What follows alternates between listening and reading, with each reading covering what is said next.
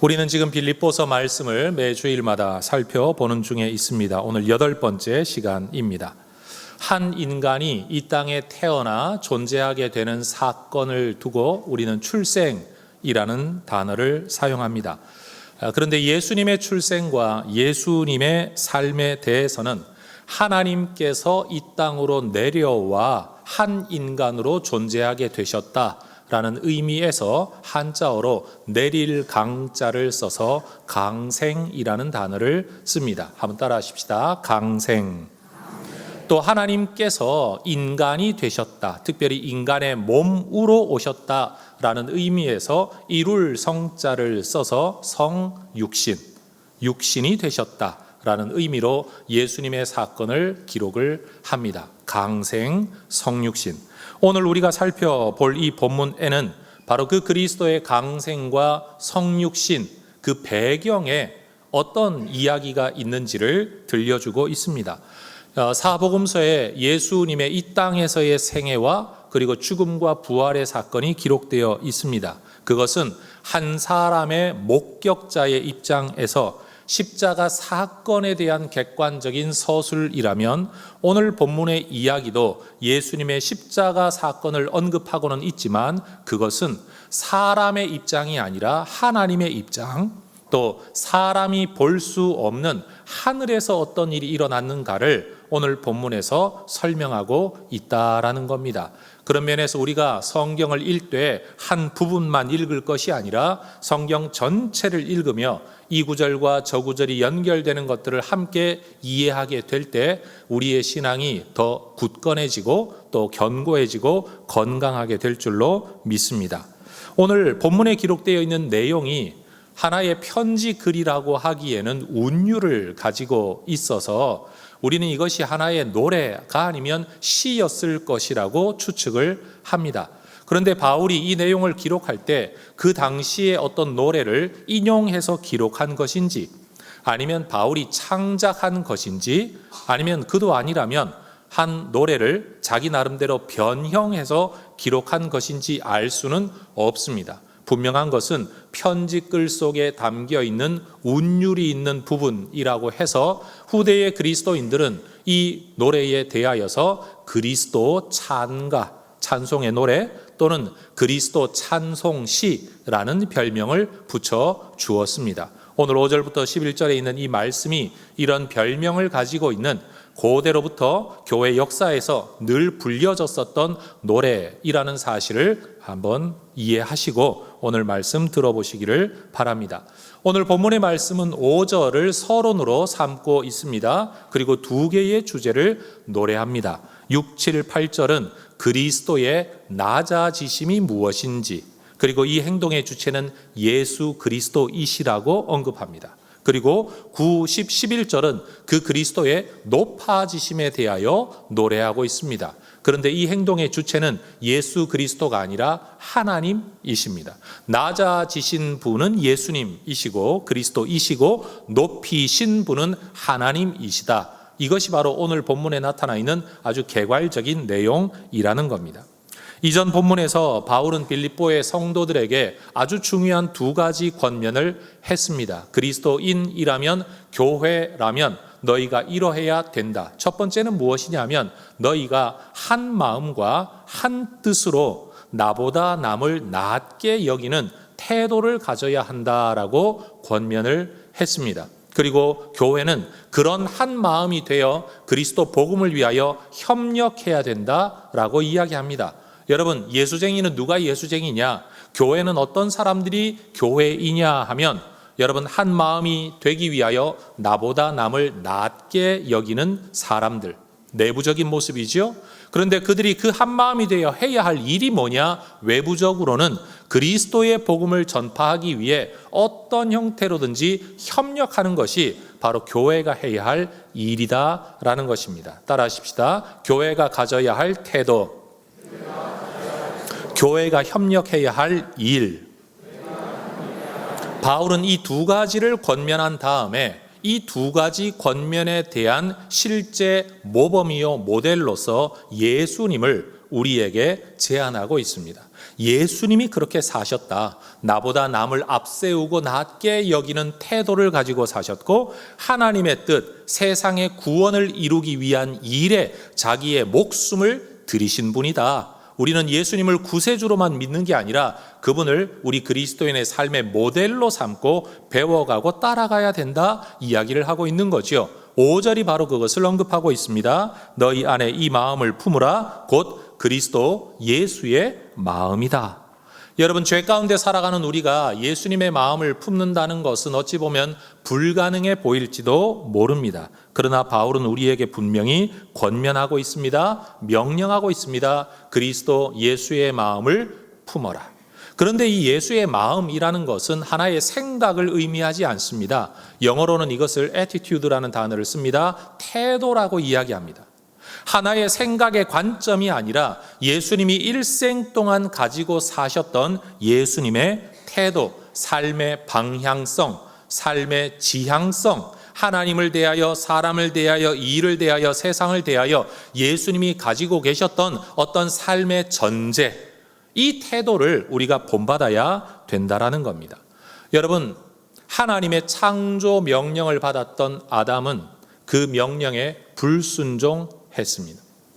그리고 아담 이후로 태어나는 모든 인류, 사람들은 태어나면서부터, 말 그대로 네이티브로 태어나면서부터 죄성을 품고 태어납니다. 옛사람의 태도, 원죄성의 태도를 가지고 태어나고 살아갑니다. 여러분, 우리가 생긴 대로, 생각나는 대로, 마음 끌리는 대로 살아가는 방향성은 거의 대부분 절대적으로 죄성을 지향하고 있습니다. 그런데 두 번째 아담으로 오신 예수님께서는 하나님의 구속 명령에 순종하셨습니다. 그 예수님의 십자가와 부활의 사건으로 여러분, 우리는 구원을 받았다, 예수님이 내 구세주다라고 믿음으로 우리는 하나님의 백성이 되었습니다. 거듭났습니다. 그런데 문제는 뭐냐? 예수 믿고 구원받은 하나님의 백성이 되기는 했는데 우리 안에 있는 성향과 태도는 뭐냐? 아담의 태도라는 사실입니다. 여기에서부터 그리스도인의 괴로움이 나타나죠. 사도 바울이 로마서 7장에서 오호라 나 망하게 되었다, 누가 이 죄악된 몸에서 나를 건져내랴 라고 탄식했던 바로 그거, 예수 믿고 거듭난 하나님의 사람은 되었지만 내 안에 여전히 죄악의 태도가 있다는 사실 때문에 떨쳐버릴 수 없고 넘어설 수 없다는 사실 때문에 고민을 했다는 겁니다. 여러분, 예수 믿는다고 사람이 한꺼번에 변하지 않습니다. 예수 믿는다고 갑자기 모든 면에서 생각과 태도가 바뀌어지는 게 아닙니다. 바울이 지금 빌립보 교회의 성도들에게 편지를 쓰고 있습니다. 만약 그들이 예수 믿고 한 번에 변화된 사람이라면 예수의 마음을 품으라고 말할 이유가 없죠. 예수 마음 가지게 되는 게 예수 믿는 순간 저절로 되어지는 거라면 굳이 이것을 명령할 이유가 없을 겁니다. 이미 교회가 되었습니다. 교회로 살고 있습니다. 하나님 예배하고 있습니다. 예수를 전도하고 있습니다. 그런 그리스도인들에게 예수 마음 품어야 된다 이야기하고 있다는 겁니다. 그러니 예수 마음은 절대로 자연적으로 생겨나는 마음이 아닙니다. 저절로 생겨나는 게 아니라는 겁니다. 죄성은 자연스럽지만 여러분, 영성은 부자연스럽습니다.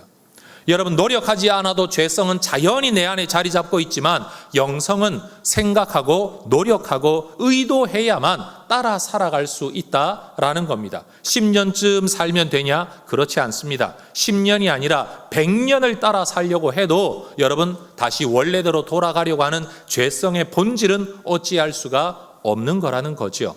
성도 여러분, 우리가 예수를 믿고 하나님을 예배하는 사람으로 이 자리에 있지만 예수의 마음을 품으려는 것은 일생 동안 노력해야 될, 추구해야 될 우리의 삶의 방향성, 신앙의 길이라는 것을 우리 모두가 깨닫고 받아들일 수 있기를 주의 이름으로 축원합니다. 옆에 분에게 한번 인사하십시다. 예수 마음 품기 위해 노력하십시다. 그 예수의 마음이 무엇이냐? 이제 비로소 바울이 6절에서부터 이야기하죠. 예수가 누구냐? 그 그리스도가 누구냐? 6절, 그는 근본 하나님의 본체이시다. 한자어로 되어 있어 설명은 좀 어렵지만 사람들 입장에서는 예수라는 분을 알게 된 것은 2000년 전에 베들레헴에서 태어나고 나사렛에서 살아갈 때 예수님을 처음 만났습니다.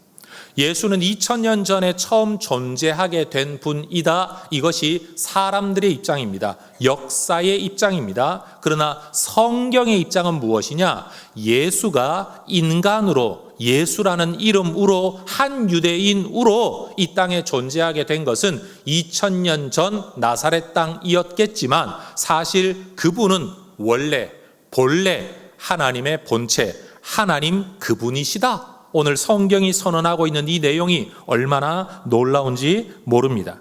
여러분, 사람들은 예수님의 역사성이라고 하는 것은 역사상 존재했었다라는 것을 의미하는데, 여러분, 예수님의 역사성을 거부하는 사람은 아무도 없습니다. 왜요? 실제로 존재했던 사람이기 때문에, 그의 흔적이 남아있고 그의 기록이 남아있기 때문에 그렇습니다. 그런데 우리가 모르는 게 있죠. 예수님의 역사성은 인정하지만 예수님이 가졌던 본래의 모습이 무엇인지는 사람의 입장에서는 알 수가 없습니다. 소위 말해 하나님의 말씀인 성경, 하늘의 영적인 깨달음이 아니고서는 우리는 예수를 제대로 알 수가 없다라는 겁니다. 여러분, 예수님이 원래 하나님이셨다라는 사실은 성경 곳곳에 언급되어 있습니다. 요한복음 같이 한번 읽어볼까요? 1장 1절과 2절입니다. 시작. 태초에 말씀이 계시니라. 이 말씀이 하나님과 함께 계셨으니 이 말씀은 곧 하나님이시니라. 그가 태초에 하나님과 함께 계셨다. 말씀이라는 형태로 예수님을 언급하면서 그분이 누구냐? 그분은 하나님이시다. 태초부터 계셨던 분이다. 그분이 곧 하나님이시다 언급하고 있습니다. 골로새서 1장 15절 이하에도 같은 내용이 있습니다. 그는 보이지 아니하는 하나님의 형상이시여 모든 피조물보다 먼저 나신이시니 만물이 그에게서 창조되되 하늘과 땅에서 보이는 것들과 보이지 않는 것들과 혹은 왕권들이나 주권들이나 통치자들이나 권세들이나 만물이 다 그로 말미암고 그를 위하여 창조되었고 또한 그가 만물보다 먼저 계시고 만물이 그 안에 함께 섰느니라. 여러분, 예수님은 하나님이십니다. 예수님은 창조주이십니다. 예수님은 피조물이 아니라는 말씀입니다. 히브리서 1장 3절에서도 이는 하나님의 영광의 광채시요 그 본체의 형상이시라. 하나님 그분이 눈에 보이고 손에 잡히는 모습으로 나타난 분이 바로 예수님이시다라고 이야기했다라는 겁니다. 여러분, 이것은 교회가 시간이 흐르면서 예수님을 신화화한 것이 아니라 교회가 시작될 그때로부터 교회가 믿었고 고백했고 찬송했던 바로 그 내용입니다. 여러분, 예수님은 하나님이십니다.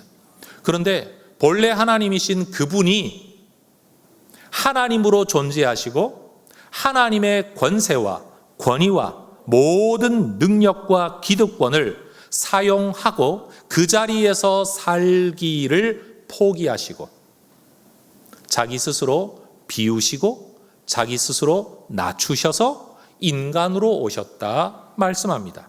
여러분 6절 계속 보십시오. 하나님과 동등됨을 취할 것으로 여기지 아니하시고 오히려 자기를 비워 종의 형체를 가지사 사람들과 같이 되셨다.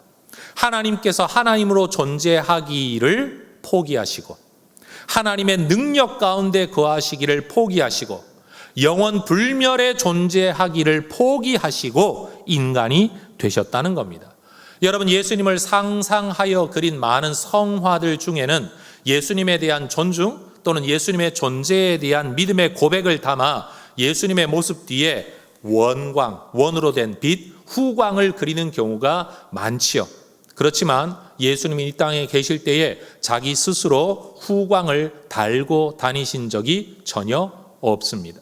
심지어 예수님은 자신을 표현할 때도 그 사람의 아들, 한자어로 인자라는 표현으로 자기를 표현하셨습니다. 나는 사람의 아들이다. 그러나 그냥 사람의 아들이 아니라 예언되어진 그 사람의 아들이다. 여러분, 우리 예수님께서는 이 땅에 인간으로 오셨습니다. 인간의 몸을 입은 하나님으로 오신 게 아니라 인간으로 오셨다는 사실을 우리는 꼭 기억을 해야 합니다. 여러분, 하나님이 사람으로 오신 것만도 엄청난 자기 권리의 포기와 자기를 비움, 자기를 낮춤인데 예수님은 인간으로 그냥 사신 정도가 아니었습니다. 8절 보십시오. 사람의 모양으로 나타나사 자기를 낮추시고 죽기까지 복종하셨으니 곧 십자가에 죽으심이라. 여러분, 예수님께서 인간으로 오신 것이 끝이 아니었습니다. 여러분, 죽음을 당하셨는데 이 죽음도 자발적 죽음이고 죄인의 죽음이고 일상의 죽음이 아니라 십자가에서 극악무도한 죄인들이 처형당하는 죽음의 길을 걸으셨다는 겁니다. 물론 예수님의 죽음이 자기 죄 때문에 죽으신 건 절대 아닙니다.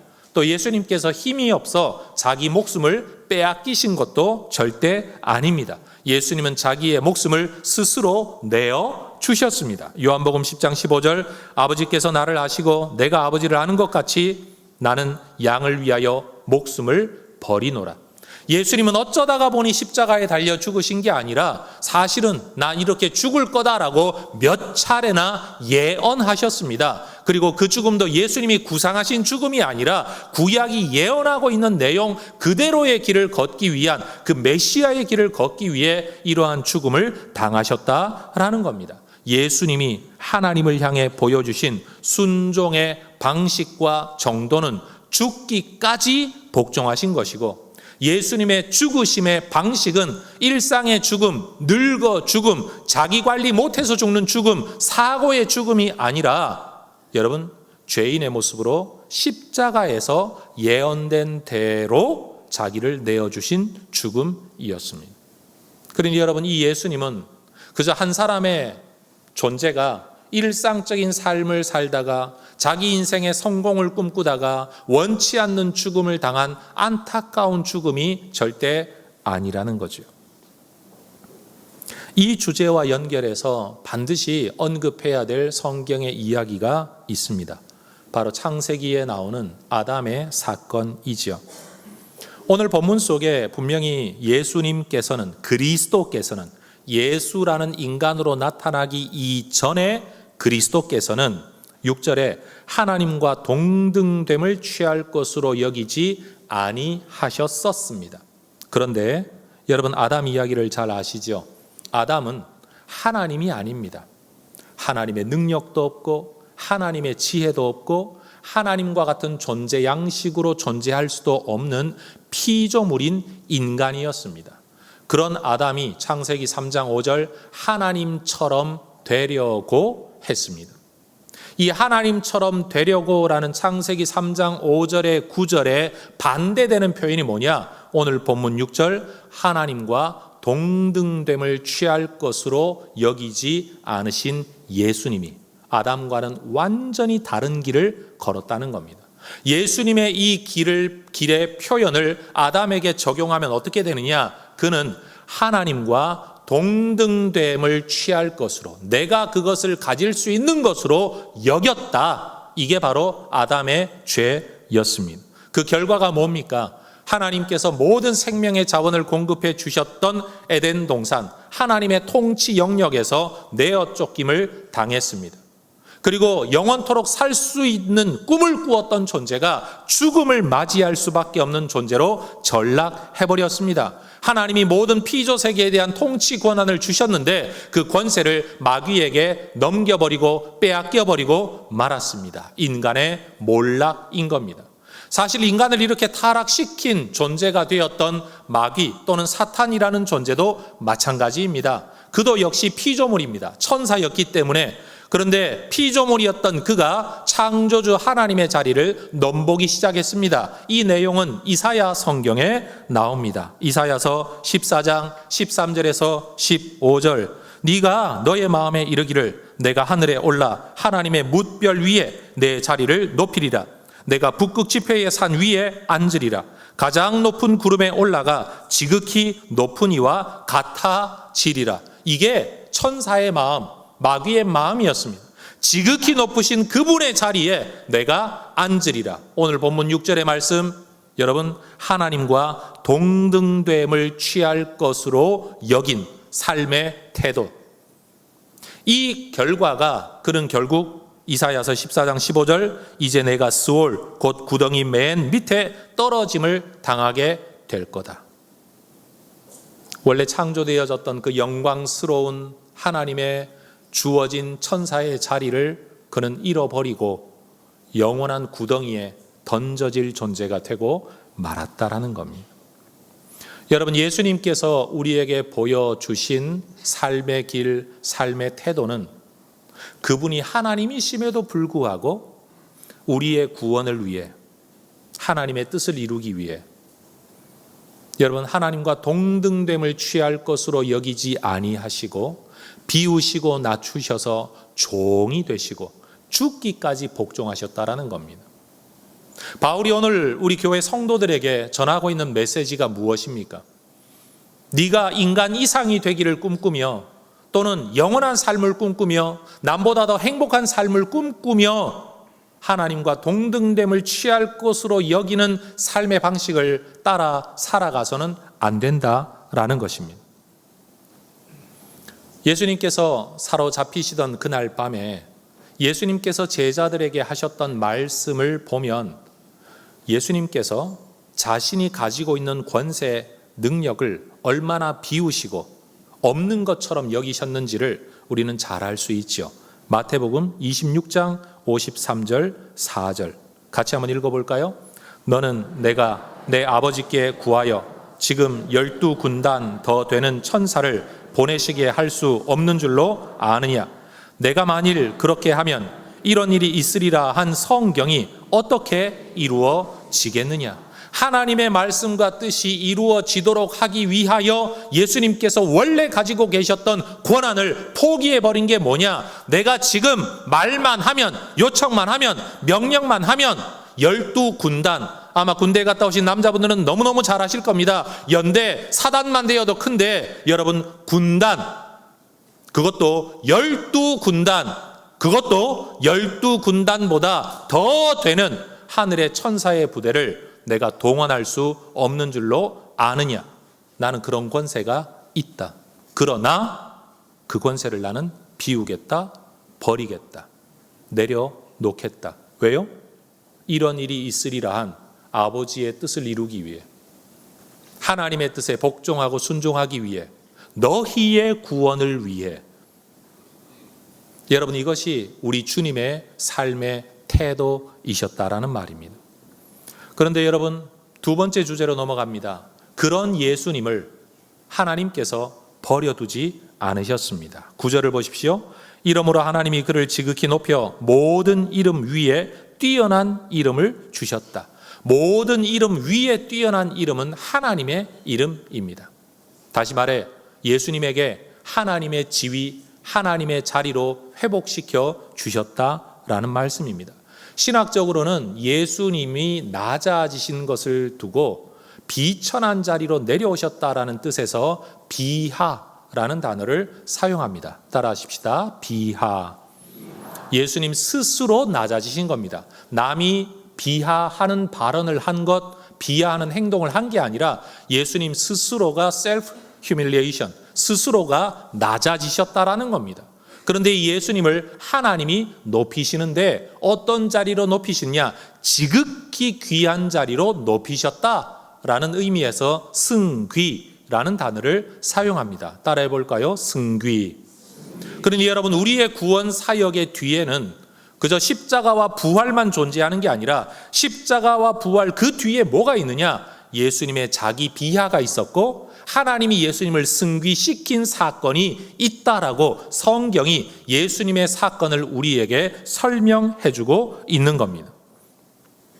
여러분, 하나님께서 그리스도의 이름과 지위를 높이신 이유가 무엇입니까? 10절입니다. 하늘에 있는 자들과 땅에 있는 자들과 땅 아래에 있는 자들로 모든 무릎을 예수의 이름에 꿇게 하시고.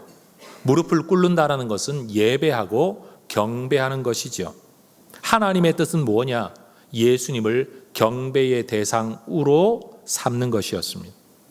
천상, 천하, 지상, 지하의 모든 피조물들이 우리 예수님을 경배하게 되는 것이 하나님의 뜻입니다. 여러분, 이 일을 위해 여러분 사람들이 어떤 인정을 하게 되어야 하나님을 경배하게 되고 예수님을 경배하게 되느냐? 11절이에요. 모든 입으로 예수 그리스도를 주라 시인하여 하나님 아버지께 영광을 돌리게 하셨느니라. 모든 피조물들이 예수님을 주님으로 인정하게 될 거라는 겁니다. 오해하지 말아야 할 사실이 하나 있습니다. 예수님 이 땅에 계실 때에도 사람들이 예수님을 주여, 주님이라고 불렀습니다. 그런데 그때 사람들이 예수님을 불렀던 주님이라는 호칭은 기껏 해봐야 teacher 또는 master라는 그저 높여 부르는 선생님이라는 의미였을 뿐입니다. 그런데 지금 하나님께서 예수님을 주가 되게 하셨다라고 말할 때는 그저 성경 교사 삼았다, 아니면 다른 사람들보다 좀 탁월한 성인을 삼았다, 이런 의미가 아닙니다. 여기서 말하는 주라는 것은 만물을 통치할 수 있는 권세를 가진 하나님 그분, 바로 그것을 의미합니다. 그러니 여러분, 오늘날 우리도 교회 다니는 사람들 중에 예수님을 일컬어 주님이라고 많이들 부르지만 그 주라는 의미 안에 과연 어떤 의미를 담고 있는가를 우리는 돌아보아야 합니다. 예수님 이 땅에 계실 때 병자도 좀 고치고 귀신도 내어 쫓고 여러분 죽은 자도 살리는 권세를 보고 야, 이분 대단한 분이구나, 탁월한 분이구나, 놀라운 분이구나, 주여 라고 하는 그 정도가 아니라 사실은 그 이상, 이분은 인간, 선지자, 구세주 정도가 아니라 이분이 바로 하나님이시다. 그래서 여러분, 여호와 증인도 몰몬교도 그리고 때때로는 캐톨릭 신앙조차도 우리가 믿고 있는 신앙과 상반될 경우가 너무 많아요. 예수를 선지자 정도로만 인정하는, 때로는 예수를 하나님 그분으로 인정하지 않으려는, 성경은 사용하고 있지만 성경대로 믿지 않는 기독교 신앙의 아류 종교들이 너무너무 많다는 거예요. 여러분, 우리는 성경대로 예수님을 믿는 진짜 그리스도인들 될 수 있기를 주의 이름으로 축원합니다. 여러분, 우리가 예수님을 주님이라고 부르는 것은 내가 그분의 권세를 인정하고 그분의 권세 아래 살아갈 존재, 복종하고 순종하여야 될 존재로서 인정하는 고백입니다. 선언이죠. 우리 남자들 세계에선 그런 일이 있지 않습니까? 함께 다니다가 보면 고등학교 선후배인 걸 알게 될 때 바로 호칭이 바뀌죠. 선배님. 군대에서 선임 후임 딱 따지면 벌써 질서가 나이 상관없이 세워집니다. 때로는 그것도 아니라면 최소한 출생 연도를 따져서 형 동생을 가립니다. 그러면 처음 만났을 때는 뭐 박 선생님, 이 선생님, 형씨 뭐 이렇게 하다가 여러분 갑자기 형님이라는 호칭이 나오기 시작하면 그때부터 이 두 사람의 관계가 정립되는 겁니다. 형님은 형님 노릇 해야 되고 동생은 형님을 형님으로 대해야 되고 형님은 동생을 돌보고 챙기는 것이 두 사람의 관계의 정립이라는 겁니다. 호칭 하나가 가지고 있는 관계성 말이에요. 앞으로 죽을 때까지 이 관계를 유지하겠다라는 것이 그 호칭의 고백에서 나오는 것이지요.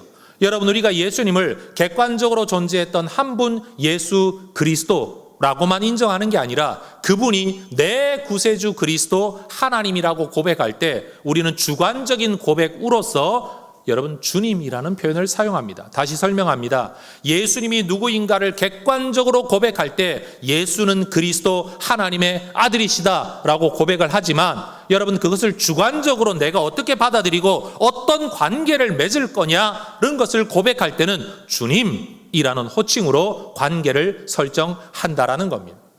여러분, 예수 안에 예배하고 있는 우리 모두가 주님과 그런 관계를 맺을 수 있으면 참 좋겠습니다. 여러분, 오늘 본문의 11절을 읽어보다가 보면 세상 마지막 때가 되면 하늘에 있는 자들, 땅에 있는 자들, 땅 아래에 있는 자들 모든 무릎이 예수 이름 앞에 꿇고 11절 모든 입이 예수 그리스도를 주라고 시인을 하게 되겠구나. 그러면 세상 모든 피조물들도 구원을 받게 되겠구나 라고 착각할 여지가 있지만 본문은 그것을 의미하고 있지 않습니다. 언젠가 세상 마지막이 되면 모두가 예수를 인정하고 구원받게 될 거다, 이런 의미가 아니라 예수님께서 십자가에서 죽으시고 부활하셔서 하나님께서 그를 높이셔서 하나님 보좌 우편 지극히 높은 이름, 하나님의 아들이라는 이름, 하나님이라는 이름을 주신 것은 미래에 이루어질 일이 아니고 이미 성취된 사건입니다. 소위 말해 내가 새로운 대통령을 인정하지 않더라도 이미 대통령의 즉위식, 취임식이 거행되어 버렸다라는 사실입니다. 그래서 인정할 수밖에 없다라는 것입니다. 그런 면에서 여러분, 아직도 예수를 주님으로 인정하고 자발적으로 인정하고 구원받을 수 있는 시간이 남아있는 동안에 이 예수 믿고 구원받으시기를 주의 이름으로 축원합니다. 여러분, 죽고 난 이후에는 구원의 기회가 없습니다. 세상 마지막 날 이후에는 아무리 예수를 고백해도 구원받을 길이 없습니다. 소위 말해 시험 끝나고 나서 정답 알고 써넣어도 전부 불법이 되고 맙니다. 시험 통과할 수 없다라는 말입니다. 살아있다는 것은 그래서 기회이고 살아있다는 것은 그래서 우리에게는 축복입니다. 마지막 날 되기 전까지 우리가 전도에 힘써야 할 이유도 바로 이것입니다. 여러분, 모든 피조 세계에 대하여 우리 예수님께서는 주님의 권세를 가지고 계십니다. 우리는 예수 믿는 사람들끼리만 예수 이름이, 예수 말씀이 권세가 있다라고 생각을 하지만 우리 눈에 보이지 아니하는 영적 세계 안에서는 이미 예수님의 이름은 권세를 가지고 있습니다. 그래서 여러분, 악한 영의 세력에 대하여서도 예수 그리스도의 이름으로 명령할 때 자발적인 순종이 아니라 그 이름의 권세 때문에 굴복할 수밖에 없는 힘이, 객관적 힘이 예수님의 이름에 있다라는 겁니다. 여러분, 우리가 믿고 있는 예수님이 그저 그런 이름이 아니라는 사실을 여러분이 꼭 기억하시면 좋겠습니다. 수많은 잡신들 중에 한 신의 이름이 아니라는 겁니다. 유일하신 한 분, 하나님, 그분의 이름, 그분이 인간으로 오셨던 바로 그분, 예수 그리스도. 여러분, 이 예수를 우리가 더 깊이 알아감으로 우리는 예수님을 더 깊이 사랑하고 더 진정으로 경배할 수 있게 될 거라는 거죠. 여러분, 하나님의 뜻에 완전히 복종하신 그리스도께서는 이제 모든 만물로부터 복종받으셔야 할 하나님이 되셨습니다. 그래서 에베소서 1장은 이렇게 이야기합니다. 20절에서 22절 화면을 보고 같이 한번 읽어 보겠습니다. 그의 능력이 그리스도 안에서 역사하사 죽은 자들 가운데서 다시 살리시고 하늘에서 자기의 오른편에 앉히사 모든 통치와 권세와 능력과 주권과 이 세상뿐 아니라 오는 세상에 일컫는 모든 이름 위에 뛰어나게 하시고 또 만물을 그의 발 아래 복종하게 하시고 그를 만물 위에 교회의 머리로 삼으셨느니라. 우리는 이 땅에서 여러분, 어떤 사람들은 예수님이 십자가에 죽으신 것 목격했고, 여러분, 많은 500여 형제들은 예수님이 부활하신 것을 육신의 눈으로 목격을 했고, 그 목격자들의 기록이 남아 오늘 이 성경을 이루고 있고, 우리는 사실 육신의 눈으로도 예수님을 못 본 사람들인데, 여러분, 육신으로 예수님을 보았다고 한들 그들도 보지 못한 일이 하늘에서는 일어나고 있었다는 겁니다. 인간으로 오시기 전에도 엄청난 사건이 있었고, 우리 예수님이 부활 승천하신 이후에도 엄청난 일이 하늘에서 일어났었다는 겁니다. 여러분, 우리는 바로 그 예수님을 믿고 있습니다. 예수님은 모든 피조세계의 통치자, 만물의 머리, 재판하러 다시 오실 재림의 주인이십니다. 여러분, 예수 이름이 가지고 있는 권세는 예수 믿는 사람에게만 통용되는 게 아닙니다. 그래서 예수 믿지 않는 사람에게라도, 영적 세계에라도 예수 이름으로 선포하는 일이 능력을 가지게 될 줄로 믿습니다. 바로 이런 예수님의 이야기를 들려주면서 바울이 우리에게 권면하는 핵심 구절이 바로 5절인 거죠. 너희 안에 이 마음을 품어라. 곧 그리스도 예수의 마음이다. 우리가 품어야 할 그리스도의 마음은 앞부분의 이야기입니다. 우리가 이 마음 품고 살면 주님께서 그리스도를 높이셨듯이 우리도 그렇게 높여 주실 거다. 지고 산다고 억울해하지 마라. 하나님이 갚아 주실 거다. 왜 나만 손해봐야 되냐고 이야기하지 마라. 하나님이 높여 주실 거다. 그래서 예수님은 우리의 구세주이신 동시에 우리가 따라가야 할 그리스도인의 삶의 모범이 되신다는 겁니다. 여러분, 바울이 살아가고 있던 그 시대가 어떤 시대입니까? 여러분, 그 시대에 가장 추앙받던 지도자, 리더, 영웅이 누구였냐 하면 알렉산더 대왕입니다. 오죽 많은 땅, 넓은 땅을 차지했으면 대왕이라는 말을 오늘날까지 붙일까요? 그러나 그는 다른 나라가 자발적으로 우리를 다스려 달라라고 요청해서 땅을 넓힌 사람이 아니라 군사력으로 쳐들어가 짓밟아 빼앗아 자기 것으로, 자기 이름으로 일컬어지는 대제국을 만들었던 사람입니다. 그것이 세상의 삶의 양식입니다. 자기를 비우는 게 아니라 자기를 채우는 것, 자기를 낮추는 게 아니라 자기를 높이는 것이 그 시대의 사고방식, 영웅, 누구나 추구하는 삶의 방식이었다라는 겁니다. 아우구스투스라는 황제, 여러분, 이 아우구스투스라는 호칭 자체가 자기가 지어붙인 이름인데요, 이 의미가 뭔가 하면 지존자입니다. 지극히 존귀한 존재라는 뜻이에요. 여러분, 지존자가 누가 지존자입니까? 하나님만이 지존자입니다. 그런데 한 인간 황제가 자기를 뭐라고 지칭하느냐? 내가 지극히 거룩한 존재다, 높은 존재다 라고 이야기를 했다는 겁니다. 로마의 3대 황제였던 칼리굴라도, 여러분, 이 로마 반도에서 통치하며 살아가면서도 그리스 반도에서 한 신상을 가져다가 신상의 머리를 잘라내고요, 자기의 얼굴상을 만들어 그 신상에다가 붙여놓고 사람들로 하여금 경배하게 했답니다. 그것이 그 시대의 사고방식이었습니다.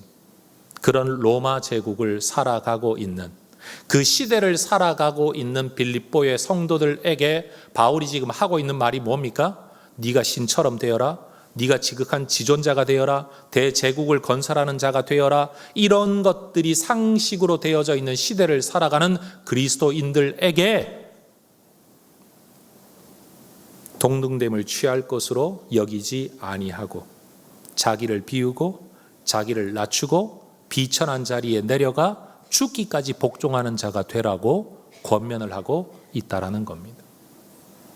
오늘 이 세상에서도, 이 시대 문화 속에서도 예수 믿고 사는 건 결코 쉬운 일이 아니지만 사실 어쩌면 바울 시대에 예수 믿고 사는 건 오늘날보다 더 어려웠을 겁니다.